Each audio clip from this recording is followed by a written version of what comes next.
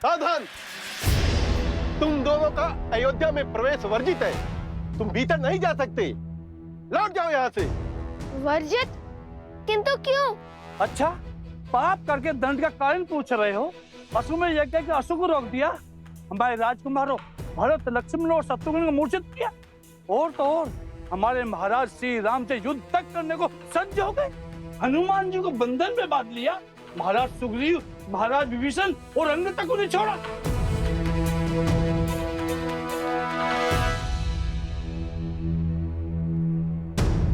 आपको तो पूरी घटनाक्रम स्मरण है।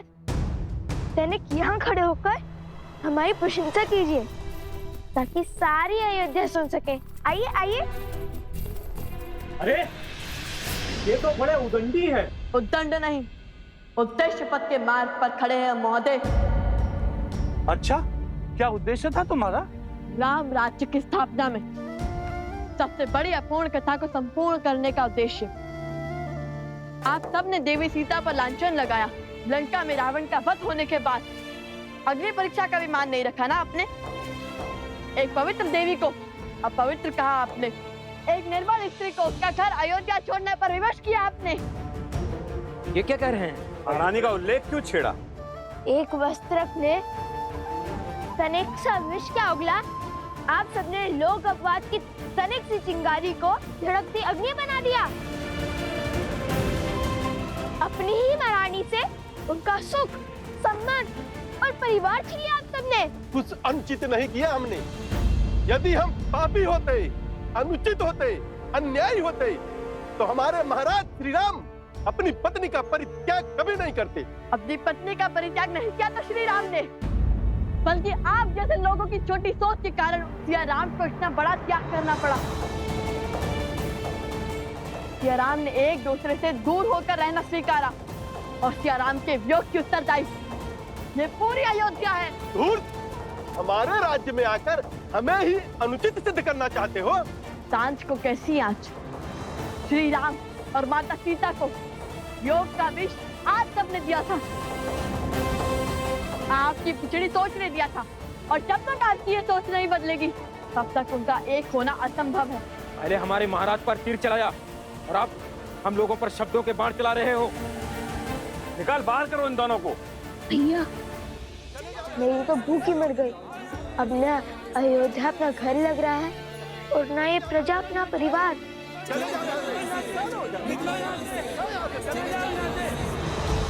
कहीं अयोध्या वासी को पहले ही अश्वमेध के अश्व को रोकने वाले लवकुश के आने के समाचार देकर भूल तो नहीं हो गए हमसे? बात उनके प्राणों पर तो ना आ जाए। हमारा उद्देश्य इनके प्राण लेना थोड़ी है। हम तो केवल ये देखना चाहते हैं कि देखना जो भी चाहे सुनकर मन मोहित हो गया। कितनी गहरी और उचित बात कही है इन्होंने। बात तो 100% सत्य है। यदि बड़ी माताश्री हमारे साथ रहती, कितने स्वादिष्ट पकवान बनाकर खिलाती हमें। अरे ऐसे क्या देख रहे हो? माता ने बताया था कि बड़ी माताश्री बहुत अच्छा भोजन बनाती थी और बड़ी ज्ञानी भी थी। वो साक्षात माता गार्गी को हराने का सामर्थ्य रखती थी।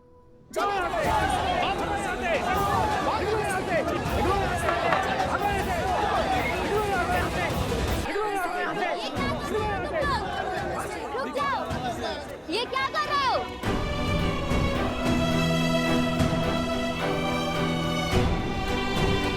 जिस धरा ने सदैव ऋषियों का सम्मान किया है, स्वागत किया है, आज उन्हीं ऋषि कुमारों का तुम लोग अपमान कर रहे हो। तुम लोगों को इन्हें बाहर भेजने का कोई अधिकार नहीं है। बीच में मत बोलो स्त्री, जाकर चूल्हा चौका संभालो।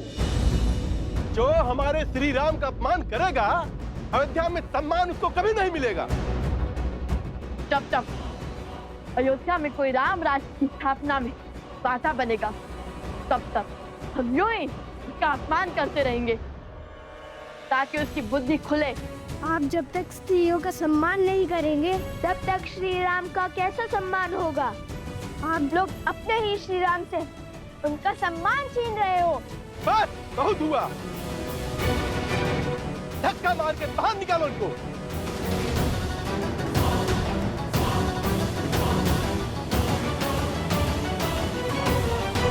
बात हाथ से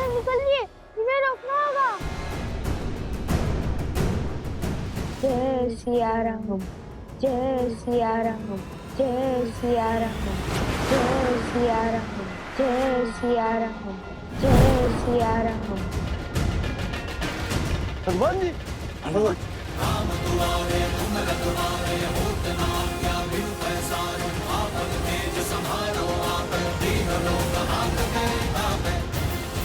हनुमान के रहते हुए प्रभु श्री राम और माता सीता को पुकारने वाले पर प्रहार कैसे कर सकते हो मूर्ख? महाबली हनुमान की, महाबली हनुमान की, महाबली हनुमान की, महाबली हनुमान की जय। बजरंग बली हनुमान, जय जय महाबली हनुमान। प्रभु श्री राम का आशीर्वाद आप दोनों पर बना रहे।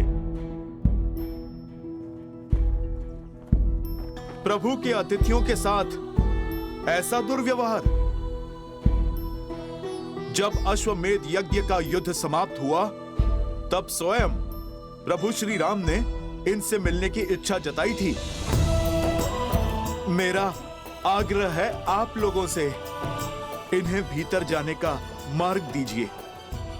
प्रभु श्री राम इन दोनों से मिलने को अति उत्सुक है।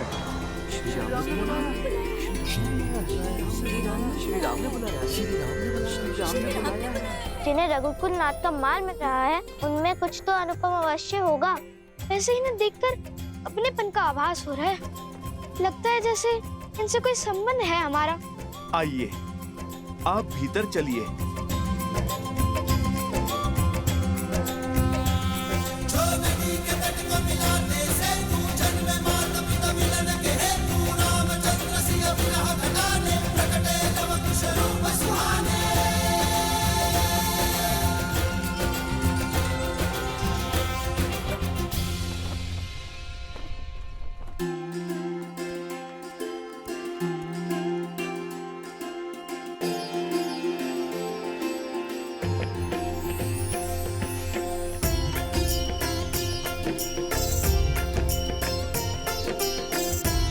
वायु का वेग और प्रकृति की पुकार कह रही है, आज कुछ विशेष होने वाला है।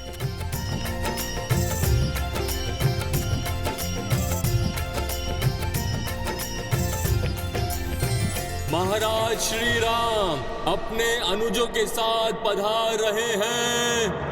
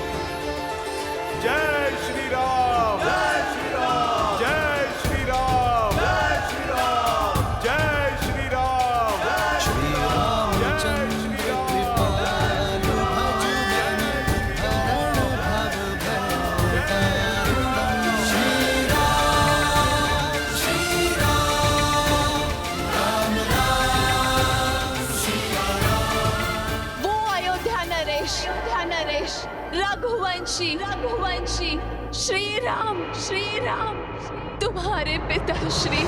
जन्म जन्म का है ये संगम, राम रतन सीता वैभव धाम। सिया राम सिया राम सिया राम, राम सिया राम सिया राम सिया राम।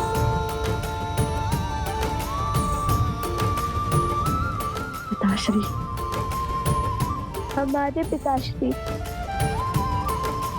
राम सिया राम सिया राम सिया राम, राम सिया राम सिया राम। एक बात स्मरण रहे, भगवान वाल्मीकि ने अभी तक तुम दोनों को सत्य प्रकट करने की अनुमति नहीं दी।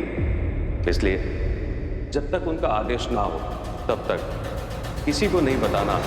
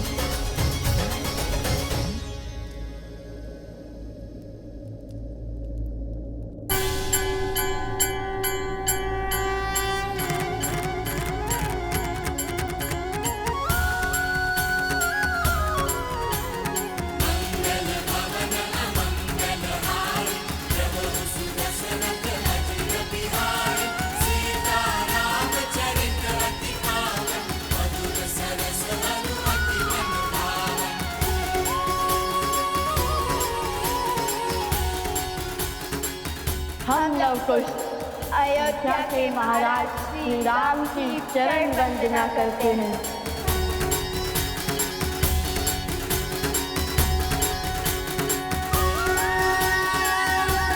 आयुष्मान भव।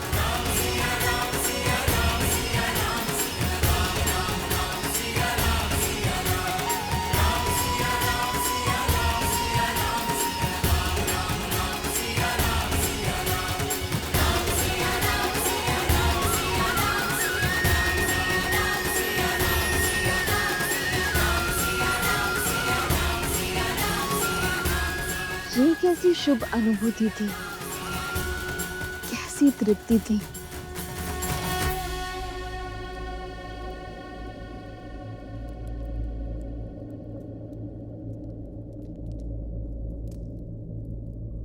क्या हुआ महाराज? ये लड्डू की सुगंध।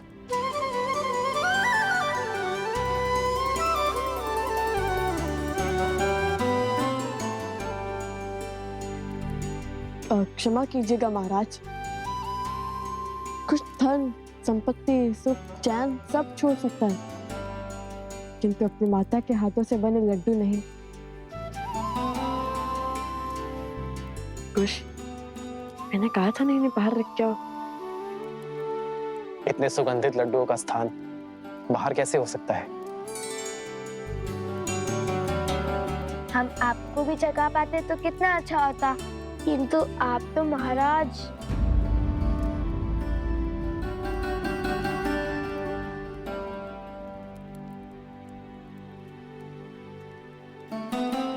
जिन्होंने शबरी के जूठे बेर खाए, उन्हें तुम श्रद्धा से जो अर्पण करोगे वो प्रेम से खा लेंगे।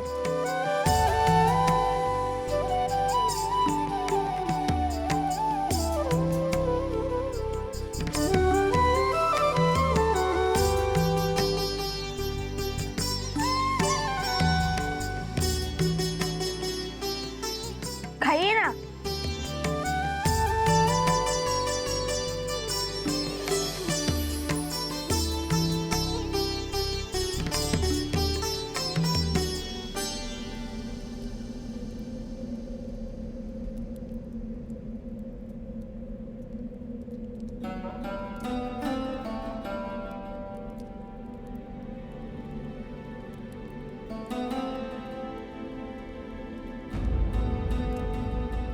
जन्म जन्म का है ये संगम, राम रतन सीता सीते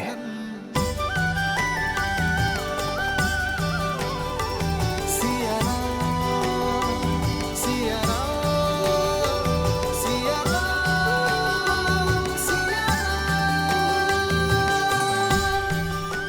श्री राम।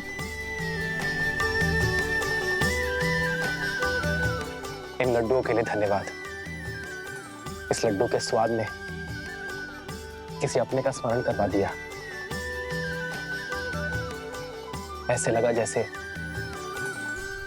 मैं इनके स्वाद से परिचित हूं। हमें भी तो आपने अपना मान लिया है।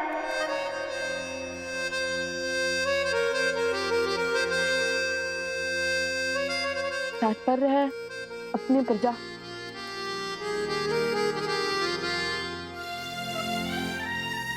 तुम्हारे नेत्रों में ये अश्रु? ये आंसू नहीं, ये तो पश्चाताप के आंसू है। आपसे युद्ध का जो पाप किया उसका पश्चाताप सदा रहेगा।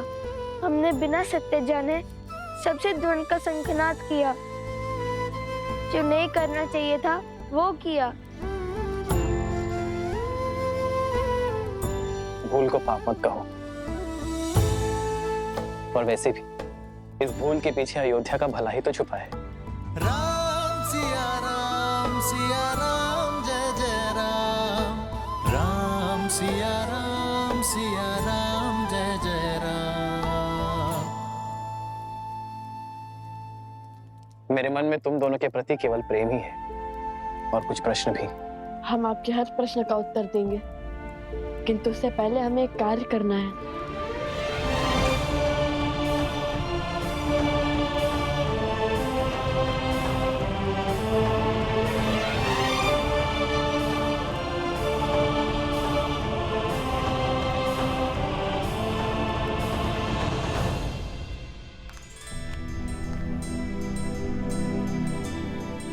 क्षमा कर दीजिए हमें ज्येष्ठ राजानुज, जिन्हें स्वयं श्री राम ने क्षमा कर दिया।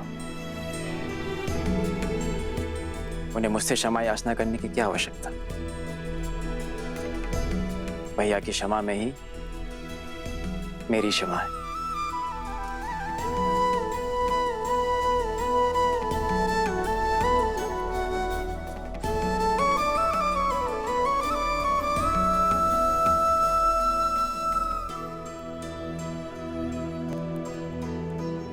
आप तीनों के भी अपराधी हैं हम, क्षमा कर दीजिए।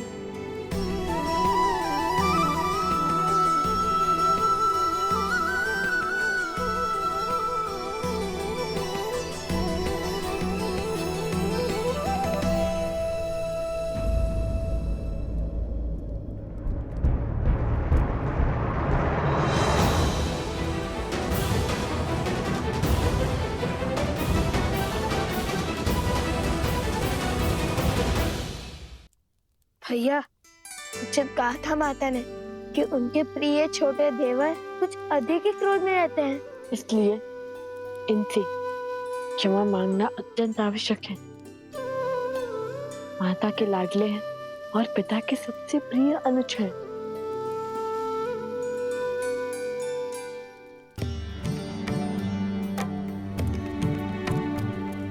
आप देख क्या रहे हैं? लक्ष्मण भैया प्रतीक्षा कर रहे हैं। क्षमा मांगिए। आप दोनों रुक क्यों गए? भय से। किसका भय है? इनके क्रोध का, जिससे तीनों लोग थर थर कांपते हैं। सुना है हमने कि शूर्पणखा की क्या गति बनाई थी और किष्किंधा नरेश को उनकी ही नगर में जाकर ललकारा था।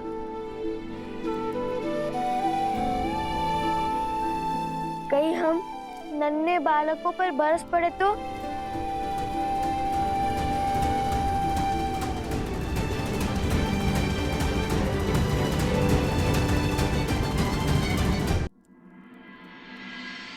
जाइए।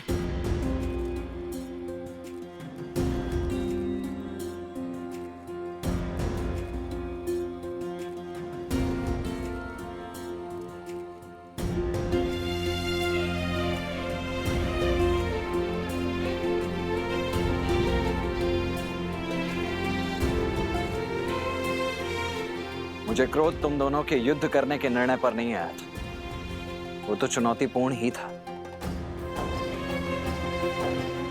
मैं आहत तब हुआ जब तुम दोनों ने मुझे दोषी सिद्ध करने का प्रयास किया।